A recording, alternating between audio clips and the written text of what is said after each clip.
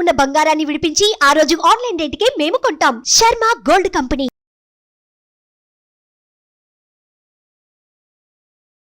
నమస్తే, welcome to Suman TV. నేను మీ యామిని. ప్రస్తుతం మనతో ఉన్నారు ప్రముఖ ఆధ్యాత్మికవేత్త, ప్రముఖ జ్యోతిష వాస్తు పండితులు ముల్లపూడి సత్యనారాయణ మూర్తి గారు ఉన్నారు. మనం గురుగారితో మాట్లాడేద్దాం. నమస్కారం గురుగారు. నమస్కారం యామిని. గురుగారు, ఈ క్రోధినామ సంవత్సరంలో అసలు మిథున రాశి వారికి ఏ విధంగా ఉంటుందండి? వీళ్ళకి సంబంధించిన ఆదాయం కానీ, వ్యయం, అవమానం, రాజపూజ్యం ఏ విధంగా ఉంటుందండి? మిథున రాశి వారికి బాగానే ఉందని మనం చెప్పాలా. ఆదాయం 5, వ్యయం 5 సమానంగా ఉన్నాయి, ఖర్చు రాబడి. అలాగే కష్ట నష్టాలు, కాబట్టి కంపారిటివ్గా ఇట్స్ గుడ్ అనమాట. అలాగే రాజ్యపూజ్యం 3, అవమానం 6గా ఉంది.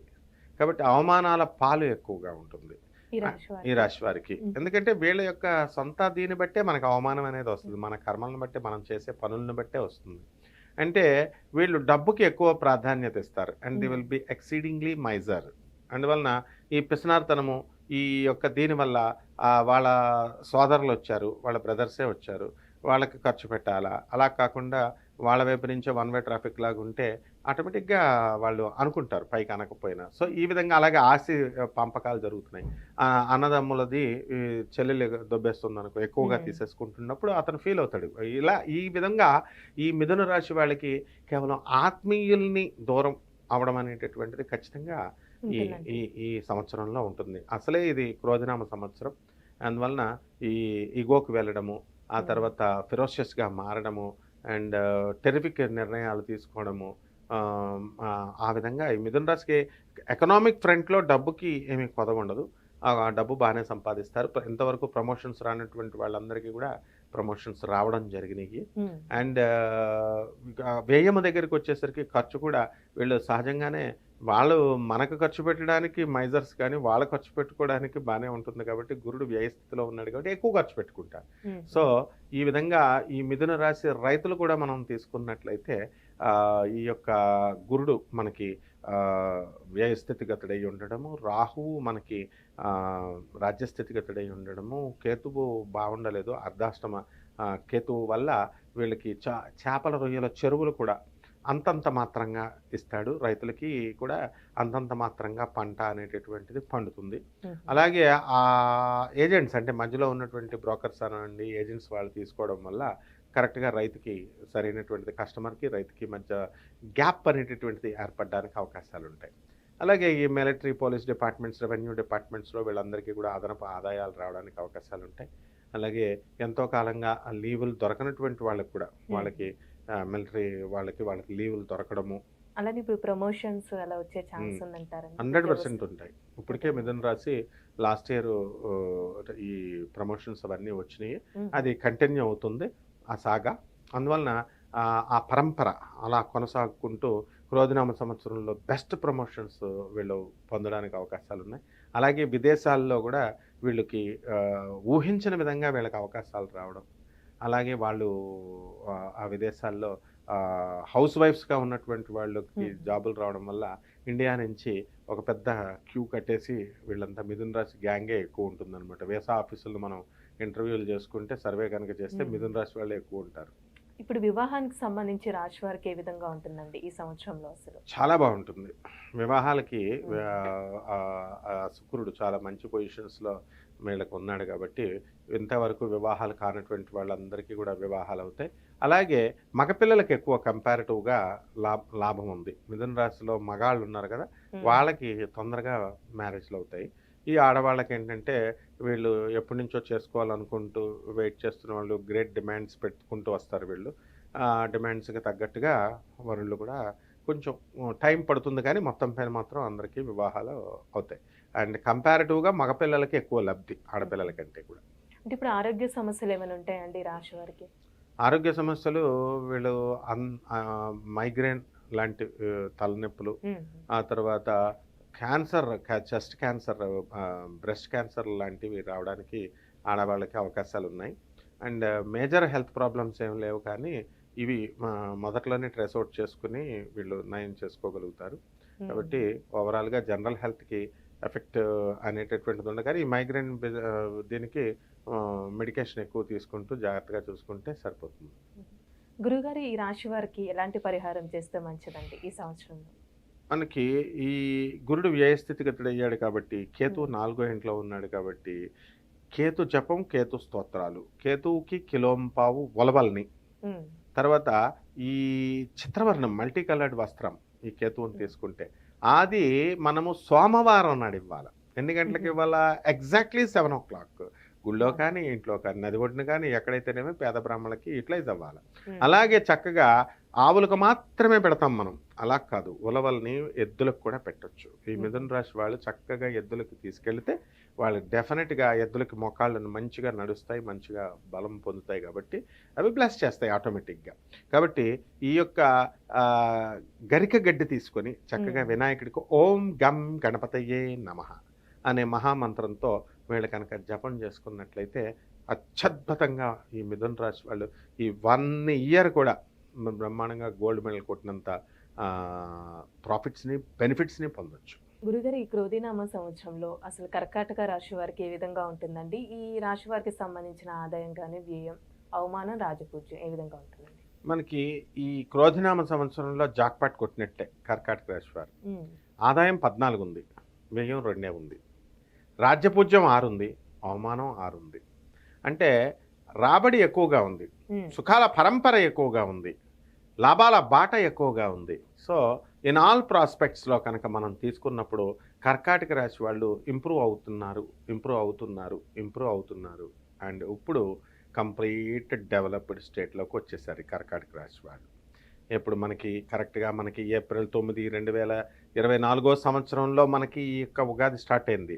మరొక 22 ఏప్రిల్ 22 నుంచి అంటే 22 - 9 అప్పుడు అప్పటి నుంచి ఇంకా అత్యద్భుతంగా ఉంటుంది. ఏప్రిల్ 22 వచ్చినప్పుడు మనకి లాభంలో గురుడు వచ్చేసాడు. అండ్ వీళ్ళని తీసుకెళ్ళి అడవిలో పడేసినా ధనం సంపాదించేస్తారు, వీళ్ళకి తీసుకెళ్ళి అడవిలో పడేసినా వీళ్ళకి డబ్బులు వచ్చేస్తాయి ఆటోమేటిక్గా. ఆ విధంగా ఈ కర్కాటక రాశి మహిళలను కనుక మనం తీసుకున్నప్పుడు వాళ్ళకి కొంత అసంతృప్తి ఉంది, ఉబ్బసం వ్యాధి, అత్తగారుల బాధ, ఆడపడుచుల బాధ అని. అయినా సరే వీళ్ళేమి పాపం మంచిగానే ఉంటారు వీళ్ళు, అయితే కేర్ చేయరు అలాంటివి. కానీ ఆ బాధలు అనేటటువంటివి, ఆ మిస్అండర్స్టాండింగ్స్, ఆ మిస్కన్సెప్షన్స్ అనేటటువంటివి ఇప్పుడు మనకి ఈ సంవత్సరంలో కర్కాటక రాశి వాళ్ళకి పోతాయి అన్నమాట. కాబట్టి కర్కాటక రాశి విద్యార్థులను కనుక మనం తీసుకున్నప్పుడు అత్యద్భుతంగా లబ్ధి పొందేది ఈ విద్యార్థుల సెక్ట్ అనమాట. అంటే ఈ వర్గం, విద్యార్థి వర్గం వాళ్ళు కర్కాటక రాశిలో ఉన్న వాళ్ళు బ్రహ్మాండంగా లాభ పొందుతారు. కాబట్టి ఈ విధంగా ఈ యొక్క కర్కాటక రాశిలో ఉన్నటువంటి మహిళలు ఎవరైతే ఉన్నారో, వివాహం కాని మహిళలు, వాళ్ళందరికీ కూడా వివాహాలు అవడానికి అవకాశాలు ఉన్నాయి. అసలు ముఖ్యంగా సంవత్సరాల తరబడి బ్యాచ్ల కింద మిగిలిపోయినటువంటి ఈ సంతానం లేనటువంటి వాళ్ళు ఫెర్టిలిటీ సెంటర్స్ చుట్టూ తిరగడం మొదలెట్టారు. వాళ్ళందరికీ రిలీఫ్ అనమాట, వరుస పెట్టి సంతానాలు. అలానే ఇప్పుడు ఆర్థికంగా కానీ వ్యాపారస్తులకి ఏ విధంగా ఉంటుందండి ఈ సంవత్సరంలో? ఆర్థికంగా మనకి ఎప్పుడైతే వ్యయం చాలా తక్కువ, 2 ఉంది, ఆదాయం వద్దంటే 14 ఉంది కంపారిటివ్గా. అంటే అంత డబ్బు సంపాదించేస్తారు వీళ్ళు. కాబట్టి ఆదాయం చాలా బాగుంది. ఎకనామిక్ ఫ్రంట్లో వీళ్ళు ఒక వృత్తి చేయరు అన్నమాట, ఒక ఉద్యోగం చేయరు వీళ్ళు. కరోనా టైంలో సాఫ్ట్వేర్ వాళ్ళని వర్క్ ఫ్రమ్ హోమ్ చేసుకోండిరా అంటే వీళ్ళు ఏం చేసేవారు, ఇది ఇంట్లో అక్కడ సిస్టమ్ను ఓపెన్ చేసేసి వెళ్ళి టీ స్టాల్స్ రన్ చేశారు. 2-3 ఉద్యోగాలు చేసేసాడట ఒక్కొక్కడు.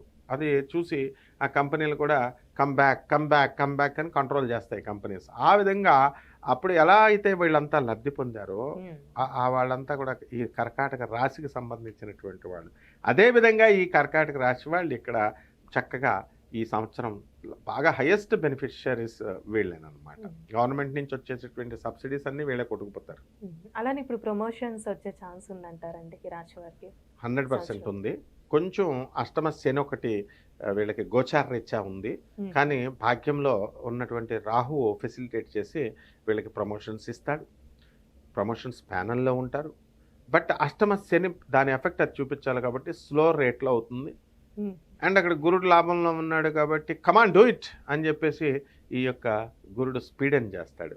సో నిర్మహవాటంగా మనం క్లియర్గా ఏం చెప్పొచ్చు అంటే వీళ్ళకి ఇంతవరకు ప్రమోషన్స్ రానటువంటి వాళ్ళకి ప్రమోషన్స్ వస్తాయి, స్కాలర్షిప్స్ రానటువంటి వాళ్ళకి స్కాలర్షిప్స్, సబ్సిడీస్ రానటువంటి వాళ్ళకి సబ్సిడీలు, అప్పులు ఇచ్చి ఆ అప్పులు తిరిగి రాకుండా చేతులు ఎత్తేసి కూర్చున్న వాళ్ళు వీళ్ళు. ఆ అప్పులన్నీ కూడా వీళ్ళకి వచ్చేస్తాయి. నష్టద్రవ్య ప్రాప్తి అంటాం. లాస్ అయిపోయినటువంటి డబ్బంతా కూడా వచ్చేస్తుంది అనమాట. అలానే ఇప్పుడు కోర్టు సమస్యలు కానీ రియల్ ఎస్టేట్ రంగానికి సంబంధించి ఏ విధంగా ఉంటుంది? కర్కాటక రాశి వారికి కోర్టు సమస్యలు ఉన్నాయి. వీళ్ళు పోరాటం చేస్తున్నారు, బాగానే ఉంది. వీళ్ళకి లాభం పొందడానికి అవకాశాలు ఉన్నాయి. అలాగే వీళ్ళకి అనుకూలంగా తీర్పు వస్తుందా లేదా అన్నది మనం ఎక్కువ అబ్జర్వ్ చేయాలి. ఏంటంటే కొన్ని కేసెస్లో మనకి ఏప్రిల్ 22 తర్వాత వచ్చేటటువంటి కేసెస్ తీర్పులు ఏవైతే ఉన్నాయో అవన్నీ కూడా అనుకూలంగా వస్తాయి. అండ్ ఈ ఉగాది నుంచి ఏప్రిల్ 22 మధ్యలో వచ్చేటటువంటివి మామూలుగా ఉంటాయి. అంటే వీళ్ళకి అనుకూలంగా రావు, న్యూట్రల్గా ఉంటాయి. అలాగే మోడం వస్తుంది మనకి ఏప్రిల్ నుంచి జూలై. ఈ మధ్యకాలంలో జడ్జిమెంట్స్ వచ్చేటటువంటిది అంత శోభాయకరంగా ఉండవు. ఆ తర్వాత వచ్చేటటువంటి తీర్పులు బాగుంటాయి. ఆ విధంగా ఫ్లక్చుయేషన్స్ ఉన్నాయి అన్నమాట తీర్పుల్లో. అలానే ఇప్పుడు వివాహానికి సంబంధించి కూడా ఏ విధంగా ఉంటుందండి రాశి వారికి? కర్కాటక రాశి వాళ్ళకి వివాహాలు అయిపోతాయి. వీళ్ళు ప్రేమజీవులు, వీళ్ళు అందువల్ల సున్నిత మనస్కులు కాబట్టి మ్యాచ్ని చూపించగానే ఒప్పేసుకుంటారనమాట. అలాగే ఈ కర్కాటక రాశి అబ్బాయిలు కూడా వీళ్ళు లవ్ మ్యాచెస్ ఇవన్నీ కూడా సునాయాసంగా అవుతాయి. అలాగే సంతానం కూడా లాభగురుడు ఉన్నాడు కదా, సంతానం మ్యారేజ్ అయ్యి నెక్స్ట్ మ్యారేజ్ డే వచ్చే లోపలే సంతానం చేత్తో పట్టుకుంటారు. అండ్ ఇంకా విచిత్రం ఏంటంటే లాభగురుడు ఏప్రిల్ 9 నుంచే వచ్చేసాడు కాబట్టి ఎక్కువ ఈ లవ్ బర్డ్స్ ఎవరైతే ఉన్నారో అటువంటి వాళ్ళందరూ కూడా వాళ్ళు కోరుకున్నటువంటి వివాహాలు కూడా అవడానికి అవకాశాలు ఉన్నాయన్నమాట. గురుగారు, ఈ రాశి వారికి ఎలాంటి పరిహారం చేస్తే మంచిదండి? ఈ కర్కాటక రాశి వారికి అష్టమ శని ఉన్నాడు కాబట్టి శని జపం, శని స్తోత్రాలు, శనికి కిలోంపావు నల్ల నువ్వుల్ని, నల్లని వస్త్రాన్ని ఇచ్చి పేద బ్రాహ్మణులకి శనివారం నాడు ఉదయం 8 గంటలకు కరెక్ట్గా దానం చేయాలి. ఈ విధంగా దానం చేయడం వల్ల వీళ్ళకి పనులన్నీ కూడా స్పీడ్ అవుతాయి. ఇక్కడ ఏం చేయాలంటే చాలా ఇంపార్టెంట్ విషయము, వీళ్ళు అష్టమ శని ఉంది కాబట్టి మందపల్లి వెళ్ళండి, తూర్పుగోదావరి జిల్లాలో ఇలాగా శని సింగనాపూర్ వెళ్ళండి, మందాపురం ఇక్కడ వికారాబాద్లో ఉంది అంటారు, బాగుంది. వీళ్ళు చక్కగా వెళ్ళి శని నవగ్రహాల చుట్టూ తిరుగుతారు, తైలం వేస్తారు అండ్ అన్నీ బాగా చేస్తారు. అక్కడ పంతులు గారులు ఏం చెప్తారంటే వీళ్ళకి శని వెనక్కి తిరిగి చూడకండి, అంటే ఆ దేవాలయంలో చదివే పూజారులు చెప్పరు వాళ్ళు, వెనక్కి తిరిగి చూడకండి, ముట్టుకోకండి, స్నానం కాళ్ళు కడిగేసుకోండి, ఆ యొక్క డ్రెస్ని మీరు ఇక్కడే వదిలేసి వెనక్కి తిరిగి చూడకుండా వెళ్ళండి అని చెప్తారు. ఇది చాలా తప్పు. ఎందువలనంటే ఇలా చేస్తే వాళ్ళకి ఏ విధమైన ఫలితము రాదు. కారణం ఏంటంటే శనీశ్వరుడు సాక్షాత్ పరమేశ్వరుడు, ఆయన న్యాయదాత. ఆయన్ని ఎలా చేస్తామంటే ఒక అంటరాని వాడిలాగా ముట్టుకోవద్దు, బట్టలు అక్కడ వదిలేయండి, ఇలా మిడిమిడి జ్ఞానం ఉన్న వీళ్ళు చెప్తున్నారు. దేవాలయంలో పూజారులు చెప్పరు, వాళ్ళు పండితులు చెప్పరు. మరి ఈ ఎందువలన అంటే ఈ యొక్క మనం దోషాలు చేస్తాం, మనం పాపాలు చేస్తాం, అవి కడుక్కోవడానికి మనం శనీశ్వరుడిని పూజ చేస్తాం. అలాగే మనం చేసినప్పుడు మనం శనీశ్వరుడికి బట్టలు వదిలేయడము, కాళ్ళు కడుక్కోవడము ఇలాంటివి చేయకుండా చక్కగా శని ప్రసాదాన్ని కూడా నిర్భయంగా తీసుకోవచ్చు అనమాట. శనీశ్వరుడికి ఆయన సాక్షాత్తు సూర్యపుత్రుడు, యముడికి అగ్రజుడు ఆయన శనీశ్వరుడు, వాళ్ళ అన్న, శని యొక్క అన్న యముడు. ఈ విధంగా యమాగ్రజం అంటాం. అందువలన ఆ శనీశ్వరుడి యొక్క కృపా కటాక్షం ఉంటేనే తప్ప మనకి వాహన యోగం రాదు, గృహయోగం రాదు, అన్నిట్లకంటే ముఖ్యంగా ఆయుర్దాయం ఉండదు. మనకి భూమి మీద ఇలా మాట్లాడడానికి మనం ఉండం, ఆయన కృపా కటాక్షం ఉండాలి. ఇది బ్రహ్మాండంగా వస్తుంది ఈ యొక్క కర్కాటక రాశి వారికి. చాలా చక్కగా తెలియజేస్తారండి, ధన్యవాదాలమ్మా. సుమన్ టీవీలో మీ పర్సనల్ అండ్ బిజినెస్ ప్రమోషన్స్ కోసం కింది నెంబర్కి కాంటాక్ట్ చేయండి.